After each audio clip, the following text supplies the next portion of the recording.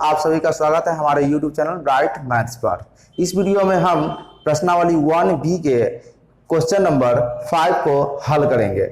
इससे पहले का क्वेश्चन को हल किया जा चुका है। अगर वो वीडियो अभी तक आप नहीं देखे हैं तो जाकर के देख सकते हैं, जिसका लिंक आपको डिस्क्रिप्शन या आई बटन में मिल जाएगा। और सबसे बड़ी बात यह है कि आप वीडियो को पूरा देखिए ताकि आप पूरा समझे, फिर आपको कोई क्वेश्चन पूछना नहीं होगा। फिर भी अगर कोई क्वेश्चन होता है तो आप कमेंट बॉक्स में पूछ सकते हैं। तो चलिए देखते हैं प्रश्न क्या कह रहा है। प्रश्न ये कहता है कि अंक गणित के मूलभूत प्रमेय से मौसा ज्ञात करें, फिर मौसा की सहायता से लसा ज्ञात करें। यानी कि यहाँ पे अंक गणित के मूलभूत प्रमेय अर्थात गुणनखंडन विधि से आपको सबसे पहले मौसा ज्ञात करना है, फिर क्या करना है, उसकी सहायता से लसा ज्ञात करना है। तो चलिए देखते हैं। सबसे पहला क्वेश्चन है क्या, 12,576 और 4,052। ठीक है, तो चलिए सबसे पहले इसे क्या करना होगा, गुणनखंड करना पड़ेगा। तो देखिए इसको कैसे लिखेंगे, 12,576 और यहाँ पे 4,052।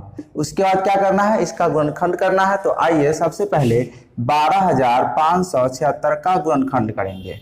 ठीक है, इसमें कितना से लग जाएगा, 2 से लगेगा। कितना बार, 2 छक 12, 2 दूना 4, 2 आठे 16, 2 तिया 2 आठे 16। ठीक है, फिर कितना से लग जाएगा, 2 से, तो 2 तिया 6, 2 एकम 2, 2 चौके 8, 2 चौके 8। अब कितना से लगेगा, फिर 2 से लगेगा, 2 एकम 2, 2 पंचे 10, 2 सत्ते 14, 2 दूना 4। फिर कितना से लग जाएगा, 2 से, 2 सत्ते 14, 2 अठे 16, 2 छक 12। फिर कितना से लगेगा, 2 से ही लगेगा, 2 तिया 6, 2 नमा 18, 2 तिया 6। अब कितना से लगेगा, 3 से, 3 एकम 3, 3 तिया 9, 3 एकम 3। अब नहीं लगेगा क्योंकि 131 खुद अभाज्य संख्या है। ठीक है, अब आप क्या कीजिएगा, 4,052 का गुणनखंड कीजिएगा। 4,052 का कितना गुणनखंड होगा, देखिए कितना से लगाइएगा, 2 से, 2 दूना 4, 0, 2 दूना 4, 2 छक 12। अब कितना से लग जाएगा, फिर 2 से लगेगा, 2 एकम 2, 0, 2 एकम 2 और 2 तिया 6। ठीक है, और ये 1013 आ गया जो कि खुद अभाज्य संख्या है, तो इसमें भी नहीं लगेगा। अब आपको क्या करना है, देखिए 2 इसमें कितनी बार आया है, 5 बार। तो 2 का पावर कितना लिखना है, 5 गुना 3 कितनी बार आया है, 1 बार, तो 1 लिख लेना है। फिर 131 कितनी बार आया है, 1 बार, तो 131 का पावर 1 लिख लेना है। इसमें 2 बार आया है, तो 2 का घात 2, और इसमें देखना है कि 3 आया है कि नहीं। 3 नहीं आया है तो 3 का घात 0। 131 आया है क्या, नहीं, तो 131 का घात भी 0 लिखेंगे। और फिर कितना, 1013 आया है तो इसका घात 1 लिखेंगे। लेकिन 1013 इसमें नहीं आया है, इसलिए 1013 का घात 0 इसमें लिखेंगे। ठीक है ना, ये कैसे हो रहा है। ठीक है, अगर जानना है तो आप जाकर के पिछला वीडियो देख लीजिएगा, पूरा कंप्लीट हो जाएगा। ठीक है, अब यहाँ पे इसका मौसा आपको ज्ञात करना है। मौसा किसका 12,576 और 4,052 का मौसा कितना होगा। तो जैसा कि आप जानते हैं कि इसमें जो सर्वनिष्ठ संख्या है उसमें से जो कम घात होगा उसी का गुणनफल यहाँ पे लिखेंगे और जो आएगा वही मौसा कहलाएगा। तो इस दोनों में घात को कम कितना है, 2 वाला, यानी 2 का घात 2।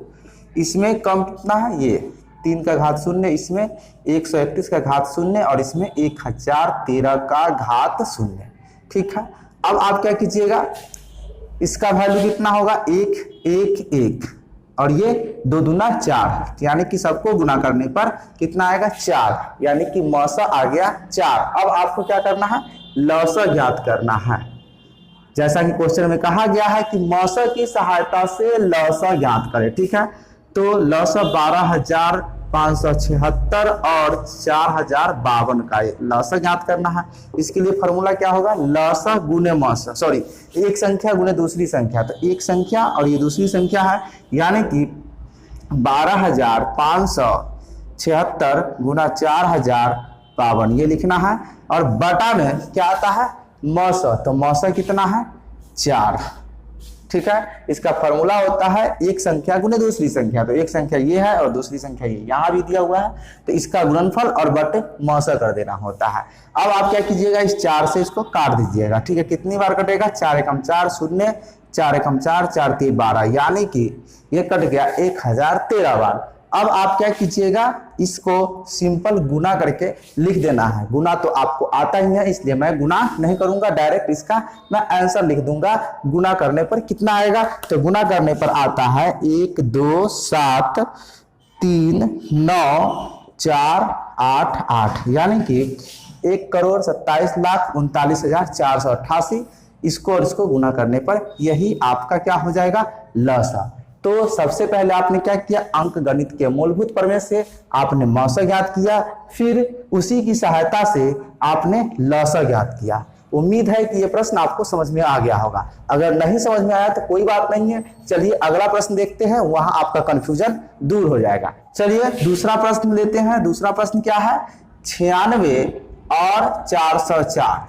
ठीक है, तो इसमें भी क्या करना होगा, सबसे पहले आपको गुणनखंड करना होगा 96 और 404 का। ठीक है, तो चलिए करते हैं। यहाँ पे 96 का गुणनखंड कितना होगा, 2 से लगाइएगा तो 48 दूना 96, फिर 2 से लगाइएगा तो 24 दूना 48, फिर 2 से लगाइएगा 12 बार कट, फिर 2 से 6 बार, फिर 2 से 3 बार। ठीक है, अब आप 404 का कीजिए तो कितना होगा 404 का, देखिए 2 से लग जाएगा तो 200 2 बार कट जाएगा, फिर 2 से लगेगा तो 101 बार कट जाएगा। 101 खुद अभाज्य संख्या है तो उसमें अब नहीं लगेगा। तो क्या कीजिएगा, इसमें 2 कितनी बार आया है, 5 बार, तो 2 का घात 5, और 3 कितनी बार आया है, 1 बार, तो 3 का घात 1। इसमें 2 कितनी बार आया है, 2 बार, और 3 तो नहीं आया है तो 3 का घात 0, उसके बाद 101 आया है, इसका घात 1 हो जाएगा। ठीक है, इसमें 101 नहीं आया है, इसलिए 101 का घात 0 दे देंगे, कोई दिक्कत नहीं। अब आपको क्या करना है, मौसा सिंपली निकाल लेना है, कितना का, 96 और 404 का। ठीक है, कोई दिक्कत नहीं ना। अब इसमें आपको क्या लिखना है, जो कम घात वाला संख्या है उसी को। इस दोनों में से सबसे कम घात किसका, इसका है ना, यानी कि 2 घात ये वाला। ठीक है, इसमें घात कौन है, शून्य वाला घात कम है तो इसको लिख लेना है, इसमें घात इसका कम है तो इसको लिख लेना है। और जैसा कि आप जानते हैं किसी भी संख्या का घात अगर शून्य होता है तो उसका वैल्यू 1 होता है, तो यह भी वैल्यू 1, ये भी 1 हो जाएगा, और इसका स्क्वायर करने पर कितना होगा, 4 हो जाएगा। तो कितना हो जाएगा, 1 1 1 और चौके 4, यानी कि इसका भी मौसा कितना निकल के आ गया, 4 निकल के आया, इसमें कोई दिक्कत नहीं। अब आपको क्या करना है, इसी की सहायता से लसा ज्ञात करना है। तो लसा बराबर क्या होता है, एक संख्या गुने दूसरी संख्या, ठीक है, और बटा में मौसा। ठीक है, यही है ना, पढ़ते आ रहे हैं। और इसी चीज को मैंने इस तरह से बताया था लिखने का तरीका, किस तरह से, लसा ए बी बराबर ए गुने बी बटे मौसा ए बी, इस तरह से मैंने बताया था। ठीक है, चलिए तो आप यहां लिख सकते हैं, लसा किसका किसका कह रहा है, लसा 96 और 404 का मैं इस रूप में लिख रहा हूं। ठीक है, अब एक संख्या गुने दूसरी संख्या, यानी कि a गुना b, तो a की जगह पर कितना है 96 और b की जगह पर 404 इसके अनुसार। ठीक है, और बटा में मौसा कितना है, मौसा ए बी, तो मौसा ए बी कितना आया है 4। अब है ना, 4 से काट सकते हैं, ये कट जाएगा कितनी बार, 101 बार कट जाएगा, कोई दिक्कत नहीं। अब आपको सिंपली क्या करना है, गुना करके आपको लिख देना है। तो जब इसको गुणा कीजिएगा 101 में 96 से तो कितना हो जाएगा, 96 9696 आंसर हो जाएगा, यानी कि इसका गुणनफल 96 और 101 का। इसमें कोई दिक्कत नहीं ना। उम्मीद है कि ये प्रश्न आपको समझ में आ गया होगा, कोई कंफ्यूजन नहीं है। अगर कंफ्यूजन है तो आप कमेंट बॉक्स में पूछ सकते हैं। चलिए इसमें तीसरा सवाल भी है, उसको भी देख लेते हैं। तीसरा प्रश्न क्या कह रहा है यहाँ पे कि यदि लसा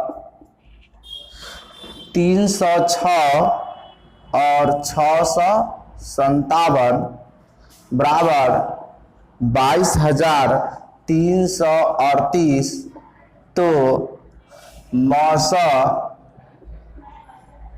306 और 657 यानी इस दोनों संख्या का महत्तम समावर्तक कितना होगा।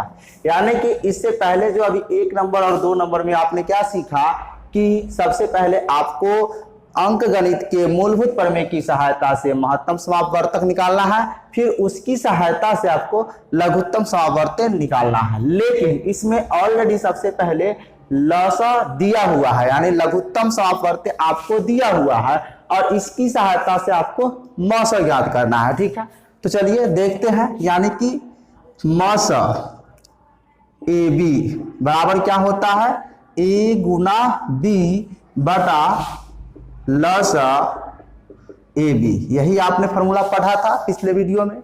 देखिए तो यहां से ठीक है मौसा ज्ञात करना है, तो देखिए मौसा कितना लिखिएगा आप, मौसा 306,657 और ए गुने बी, तो ये ए हो गया ये बी हो गया, तो क्या कीजिएगा 306 गुना 657 बटा लसा ए बी। देखिए यहाँ पे लसा 306 और 657 का कितना दिया हुआ है 22,338, तो 22,338। ठीक है, इसमें कोई दिक्कत नहीं ना। अब क्या करना है, इसको काट देना है।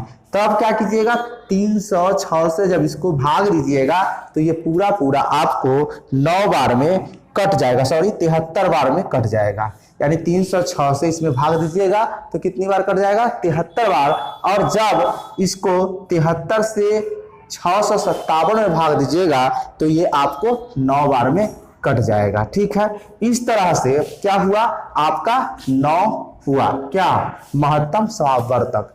ठीक है, तो 306 और 657 का महत्तम समावर्तक कितना आ गया 9। उम्मीद है कि यह प्रश्न आपको समझ में आ गया होगा। ठीक है, चलिए अब हम अगले प्रश्न 6 नंबर की ओर चलते हैं। हमारा 5 नंबर क्वेश्चन क्या कर रहा है कि जांचे कि क्या किसी प्राकृत संख्या n के लिए 4 टू द पावर n के अंत में शून्य आ सकता है। यानी कि हमें ये जांचने के लिए कह रहा है कि यहाँ पे n के जो है वो प्राकृत संख्या है, और जब n की जगह पर हम प्राकृत संख्या रखेंगे तो ऐसा कभी होगा कि इसके अंत में 0 आएगा। यही हमको जांच करके बताना है आएगा या नहीं। तो चलिए पहले प्रश्न को देखते हैं। क्या कहता है 4 टू द पावर n, यानी n क्या कहा है प्राकृत संख्या। n क्या है प्राकृत संख्या, यानी कि गिनती की संख्या, यही है। चलिए देखते हैं। तो सबसे पहले n की जगह पर आप 1 रखिएगा, क्योंकि प्राकृत संख्या बोला तब वैल्यू कितना होगा 4 होगा। फिर आप इसके जगह पर कितना रखिएगा 2 रखिएगा, तो कितना हो जाएगा 4 का वर्ग कितने कीजिएगा तो 16। फिर इसके जगह पर कितना रखिएगा 3, तो कितना हो जाएगा 4 चौका 16 चौका 64। क्या देख रहे हैं कि वैल्यू बढ़ता ही जा रहा है, लेकिन इसके अंत में कभी भी शून्य आ रहा है नहीं ना आ रहा है। यानी कि ये जैसे जैसे पावर बढ़ता जाएगा इसका वैल्यू और बड़ा होता जाएगा, और अंत में कभी भी इसका शून्य वैल्यू नहीं आ सकता है। चाहे इकाई के स्थान पे भी इसका वैल्यू शून्य नहीं आएगा। ठीक है, तो ये समझ में आ गया होगा। चलिए दूसरे प्रश्न को भी देख लेते हैं। दूसरा प्रश्न क्या है कि क्या किसी प्राकृत संख्या n के लिए 15 टू द पावर n, यानी कि 15 का घात n के अंत में शून्य आएगा या नहीं आ सकता है, ये पूछ रहा है आपसे। तो n क्या है प्राकृत संख्या, तो चलिए आप इसको भी देख लीजिए। कितना है 15 का घात n, तो n की जगह पर आपको कौन सी संख्या रखना है प्राकृत संख्या। तो देखिए 15 का घात जब 1 रखिएगा तो कितना इसका वैल्यू होगा 15 होगा, कोई दिक्कत नहीं ना। उसी तरह अब क्या कीजिएगा इसका वैल्यू n के जगह पर कितना रखिएगा 2, तो 2 कीजिएगा तो कितना हो जाएगा 15 गुना 15, तो 15 गुना 15 यानी कि इसका गुना कीजिएगा तो कितना जाएगा 225। तो आप क्या देख रहे हैं जैसे ही पावर 2 हुआ इसका वैल्यू और बड़ा हो गया। उसी तरह पावर 3 कीजिएगा 4 कीजिएगा तो इसका वैल्यू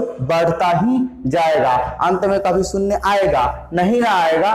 तो हमारा आंसर दोनों क्वेश्चन के लिए क्या होगा कि इसका आंसर नहीं होगा, यानी कि इसके अंत में शून्य नहीं आएगा। तो आप आंसर लिख सकते हैं कि 4 टू द पावर n के अंत में शून्य नहीं आएगा।